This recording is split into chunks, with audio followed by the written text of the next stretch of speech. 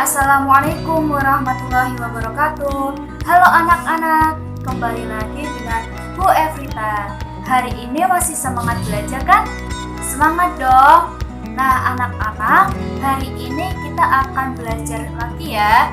Hari ini kita akan belajar tema 4, subtema 2, pembelajaran 1. Sebelum belajar, mari kita berdoa bersama terlebih dahulu ya.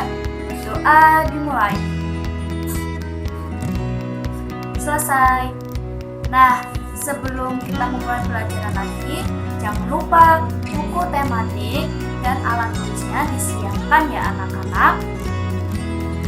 Ya anak-anak, hari ini kita akan belajar mengenai teks eksplanasi, lalu belajar mengenai peran Indonesia dalam bidang politik dalam lingkup ASEAN. Dan yang terakhir, kita akan belajar mengenai bagaimana cara menghemat energi. Ya, untuk itu jangan lupa tetap ditonton videonya sampai akhir ya anak-anak. Dan tolong dipahami penjelasan guru. Anak-anak, kita telah mengetahui pengaruh globalisasi yang terjadi di sekitar kita. Tahukah kamu apa manfaat globalisasi? Bagaimana globalisasi dapat terjadi? Nah, kali ini kita akan belajar mengenai muatan bahasa Indonesia tentang bagaimana cara mencari informasi penting bagi teks eksplanasi. Caranya yaitu yang pertama, dengarkanlah teks yang dibacakan dengan sungguh-sungguh. Yang kedua, catatlah informasi penting yang kamu peroleh dalam bentuk poin-poin. Dan yang ketiga adalah kembangkanlah poin-poin tersebut menjadi kalimat yang utuh. Dan yang kelima, rangkailah kalimat tersebut hingga menjadi paragraf baru. Dan yang terakhir, sampaikanlah secara lisan kepada teman-temanmu. Coba tamatilah gambar berikut ini.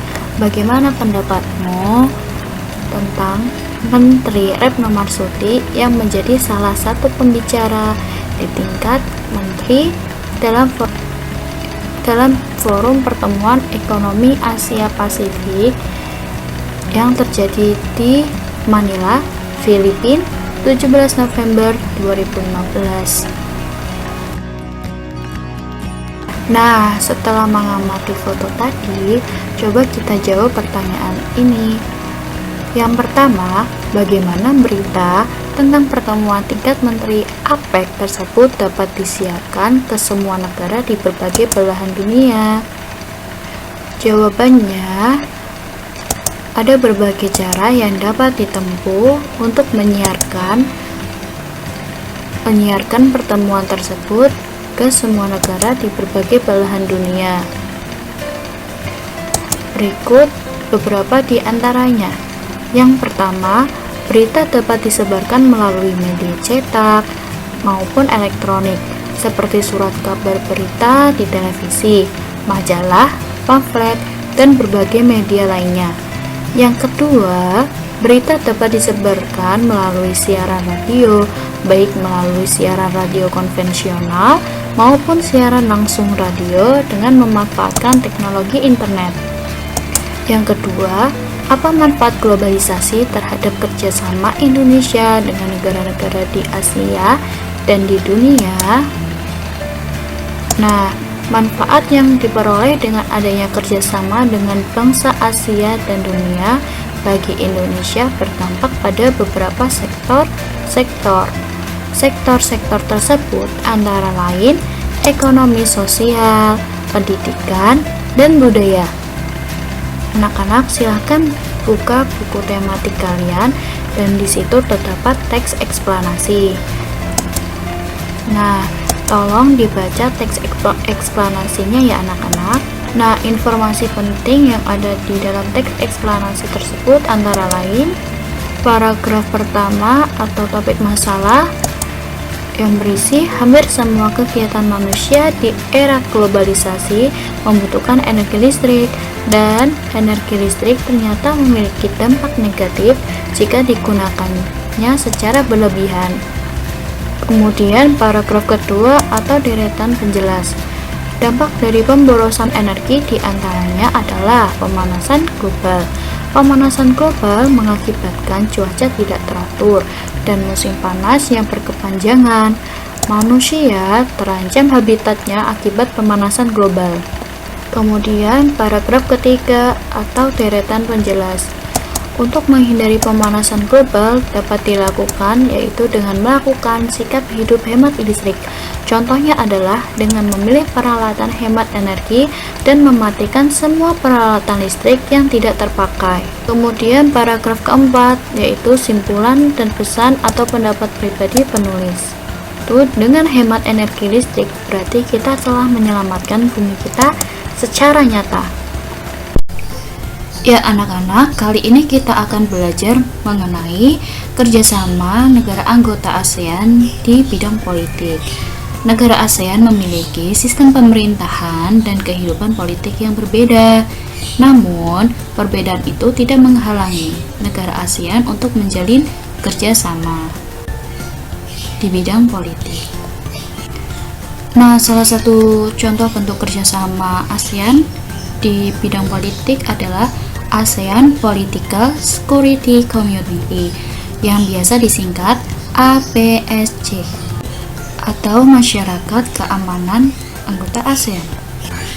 Nah, tujuan dari pembentukan APSC sendiri adalah untuk mempercepat kerjasama politik dan keamanan di negara ASEAN serta mewujudkan keamanan di negara ASEAN dan di dunia. Nah, bagaimana posisi atau peran Indonesia di dalam kerjasama dalam bidang politik di negara ASEAN? Nah, yang pertama, Indonesia sebagai pelopor dan pendiri Organisasi Kerjasama Ekonomi Antar Negara. Yang kedua, Indonesia sebagai anggota aktif berbagai organisasi kerjasama ekonomi antar negara. Yang ketiga, Indonesia sebagai pelaku dalam kerjasama ekonomi antar negara. Nah, carilah informasi lain yang memuat kerjasama Indonesia dengan negara ASEAN lainnya ya anak-anak. Itu bisa menjadi referensi kalian untuk menambah pengetahuan kalian dalam bidang kerjasama politik di negara ASEAN. Nah, selanjutnya kalian bisa identifikasi apa sih peran Indonesia dalam bidang politik yang telah kalian temui. Lalu di sini ada kerjasama Indonesia dengan negara-negara di Asia Tenggara di bidang sosial budaya di masa globalisasi.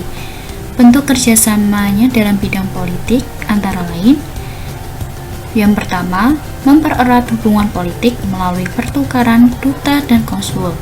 Yang kedua, menciptakan stabilitas politik. Yang ketiga, mengadakan perjanjian ekstradisi. Nah, selanjutnya, peran Indonesia dalam hubungan kerjasama dengan negara di Asia Tenggara adalah yang pertama, mengirim duta dan konsul ke negara anggota. Yang kedua, menerima dan memfasilitasi duta dan konsul dari negara anggota. Yang ketiga, ikut serta dalam mengendalikan dan menyelesaikan konflik yang terjadi di negara anggota. Dengan penyelesaian konflik, stabilitas politik suatu negara dapat terwujud. Dan yang keempat, mengembalikan penjahat dari negara anggota yang melarikan diri ke Indonesia sebagai wujud penegaan perjanjian ekstradisi. Nah, anak-anak, selanjutnya kita akan belajar mengenai cara-cara menghemat listrik.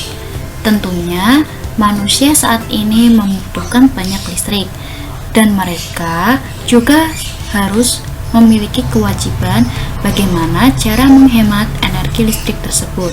Karena energi listrik merupakan energi yang terbatas, sehingga kita perlu menghematnya agar tidak cepat habis. Nah, kalian juga berperan dalam menghemat energi listrik. Kalian dapat menghemat energi listrik ini dalam kehidupan sehari-hari. Yang pertama, mematikan televisi jika sudah tidak digunakan.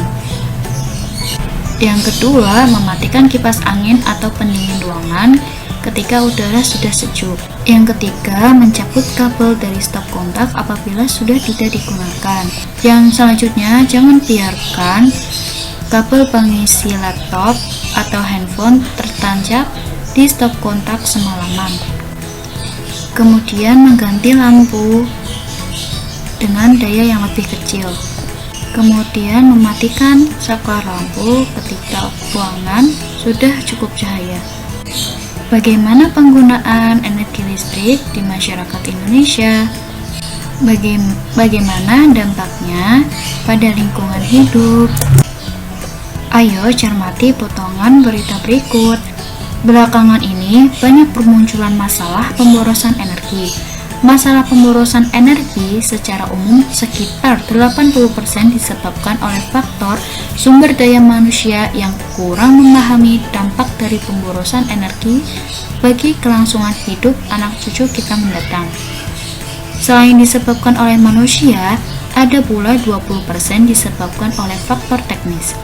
Indonesia merupakan negara yang boros dalam penggunaan energi. Bahkan Indonesia termasuk salah satu negara di Asia Tenggara yang tertinggi dalam hal pemborosan energi. Hal ini tercermin dalam indeks elastisitas energi. Skor Indonesia lebih tinggi dibandingkan dengan negara-negara di Asia Tenggara, bahkan dengan negara maju. Hal ini menunjukkan perlunya masyarakat Indonesia mengkonsumsi energi secara lebih efisien dan mengurangi pemborosan. Dampak dari pemborosan energi sebenarnya sudah kita rasakan. Hal ini terasa dari peningkatan suhu global. Meningkatnya suhu global menyebabkan naiknya permukaan air laut, meningkatnya intensitas fenomena cuaca ekstrim, lebih lamanya cuaca panas daripada cuaca dingin, dan hilangnya gletser, serta akibat-akibat lainnya. Jika fenomena ini terus terjadi tanpa antisipasi dan penanggulangan, mungkin kelangsungan hidup manusia akan terancam. Ternyata masyarakat Indonesia harus memiliki kesadaran diri untuk menghemat energi. Bagaimana caranya? Mari kita lakukan percobaan sederhana berikut ini. Nah, dengan bantuan orang tua atau keluarga di rumah, mari kita lakukan percobaan sederhana berikut ini. Alat dan bahan yang kita perlukan adalah 1 buah lampu bohlam 5 watt, 1 buah lampu LED 5 watt, 1 buah lampu neon 5 watt, 1 buah dudukan lampu, beberapa buah baterai 1,5 volt, 0,5 meter kabel, gunting, isolasi, 1 buah kotak atau kardus bekas mie instan. Nah, kemudian langkah-langkah percobaannya. Yang pertama, buatlah 1 rangkaian lampu sederhana seri. Letakkan kedudukan lampu di bagian dalam kardus. Yang kedua, pasang ketiga jenis lampu tersebut secara bergantian di dalam kardus. Yang ketiga, amatilah kualitas terang cahaya dari ketiga jenis lampu tersebut. Nah, setelah kalian sudah melakukan percobaan sederhana tersebut, mari kita jawab soal berikut ini.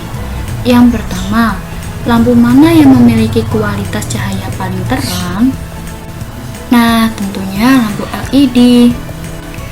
Nah, pertanyaan kedua, lampu mana yang paling hemat energi? Tolong jelaskan.